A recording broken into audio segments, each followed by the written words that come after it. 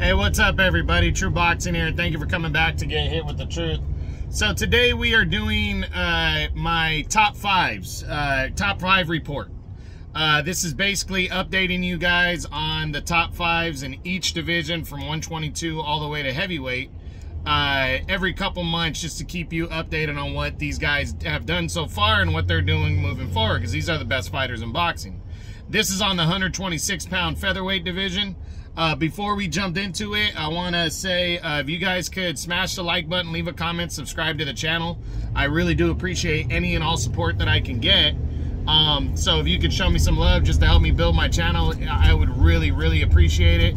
If not, if you don't like what I'm doing, go ahead and do a thumbs down and leave a comment on why you don't like what I'm doing. I'm okay with that too. I want everybody to be full transparent with me.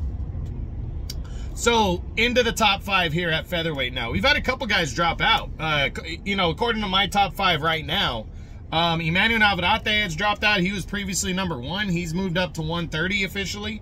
Won a world title there, so he's out. And then Gary Russell Jr. has made it clear that he's moving to 130. He's done with 126. And I'm inclined to believe that because he hasn't really fought. Well, he hasn't fought since the Magsayo fight. And prior to that, he had contemplated leaving the division anyways. I think the only thing that was holding him in the division was the fact that he was a world champion. So now that he is officially announced saying that he's going to, even ahead of him, solidifying that with a fight, I tend to believe that that is what he's going to do. So I have dropped him out of the top five.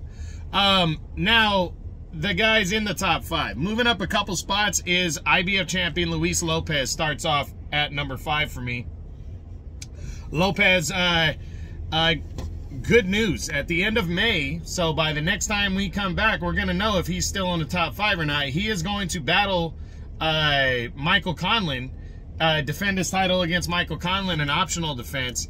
And that's a big deal because that could lead to a unification with the winner of Robesai Ramirez and Isaac Dogbe that are fighting on April 1st this Saturday. So very big deal right here. I'm really looking forward to this one.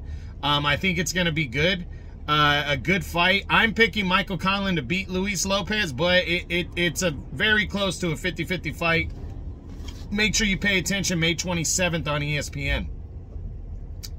Number 4 is dropping one spot from number 3 is Mark Magsayo. Magsayo returned from the loss to Ray Vargas in July of last year when he lost the WBC title by split decision. He returned to battle Brandon Figueroa in a WBC eliminator. And this one was a great fight. I personally thought Magsayo was going to get his ass whipped against Figueroa. And, man, he stood in there and went right at Figueroa. He actually was boxing well in the first half, and he did a very good job in this fight. And almost, in my opinion, it should have been scored a hell of a lot closer than it was.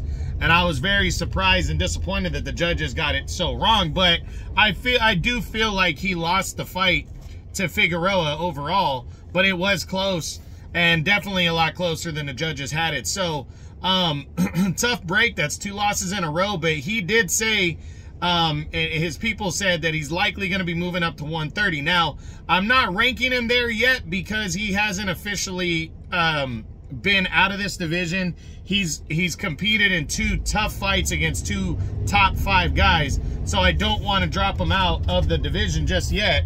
But but he's definitely, I think he probably will be moving out. Not sure if we'll know by the next top 5 report what's going on with him, but definitely a tough loss in early March for him. Number 3, dropping one spot from number 2 is the reigning WBC champion, Ray Vargas. Vargas was undefeated coming into the year. He decided he wanted to try to make history and move up to 130 and challenge for the vacant WBC title there against O'Shaquie Foster. And it just wasn't his night. He went in there. Foster, with his style and his size, was able to outbox and outclass the undefeated Vargas and hand him his first loss of his career. Vargas held on to his WBC title and for all intents and purposes is still champion and is likely going to be making a mandatory against Brandon Figueroa next.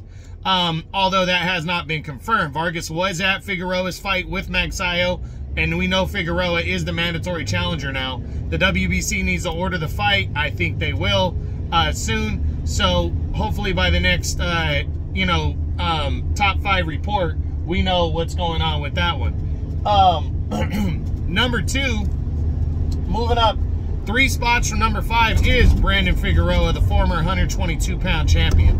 As we just spoke on, he fought Mark Magsayo on March 4th in the main event of a Showtime card in a WBC final eliminator, and he outworked Magsayo in a very, very good fight. He outworked Magsayo and walked away with a clean. He walked away with a clean 12-round. A 12-round unanimous decision that was scored very wrong. I mean, they had wide scores on this fight. It should have been scored closer than that. It wasn't, but be that as it may, I do feel Figueroa won the fight. He had to work hard to do it, and that was a good, strong win. His second at the weight class, and now he's in line to fight Ray Vargas. As I just said, Ray Vargas was at the fight with Magsayo, and and was watching. So I truly believe that Brandon Figueroa and Ray Vargas are going to clash later this year, maybe during the summertime, and for the WBC title. So all things are pointing upwards for Brandon Figueroa following that victory. Big time win. Congrats to him, and we'll see what happens. But number 1 on the year so far, he moves up actually 5 spots from number 6 in my top 10. He wasn't even in my top 5. And that is the newly crowned WBA featherweight champion, Mauricio Lara. Lara returned to action in, I think it was February. And I actually missed this on my February top 5s, my February fighter of the month. But Mauricio Lara took on Lee Wood, and it ended up being a good fight. Lee Wood was beating him convincingly in terms of points, but Lara kept landing big shots and getting closer and getting closer and getting closer. Finally, in the 7th round, a brutal left hook landed and put Lee Wood down very hard. Lee Wood would get up, but it was just, he just could not. You could tell his corner, Ben Davidson, decided to save him, because you could tell it just was too much for him, that punch, and it took a lot out of him. So Ben Davidson stepped in and saved him, and Lee Wood, would lose his title to Lara. But Lara is just a good, tough-ass fighter. The win over Josh Warrington, the knockout win, convincingly, and then now the knockout victory over Lee Wood to capture the WBA belt. He's beaten 2 top 5 fighters who were champions. I mean, remember, Josh Warrington gave up a belt just prior to fighting Mauricio Lara, and he's knocked them both out convincingly. And that's really all there is to say about him as a fighter. Mauricio Lara is a straight stud. He's been there, he's done that. And he absolutely deserves all the credit in the world. So Mauricio Lara, my number 1 featherweight in the world right now. We will be back at the end of May to determine, to go over the top 5s again and give you a little bit more info on what all these fighters are doing from 122 pounds to 126. So that's it. That's what I got. That is my top 5 reports on the 126-pound featherweight division. I hope you guys enjoyed the video. If you did, smash the like button, leave a comment, subscribe to the channel. I appreciate any and all support. This is True Boxing. You've been hit with the truth.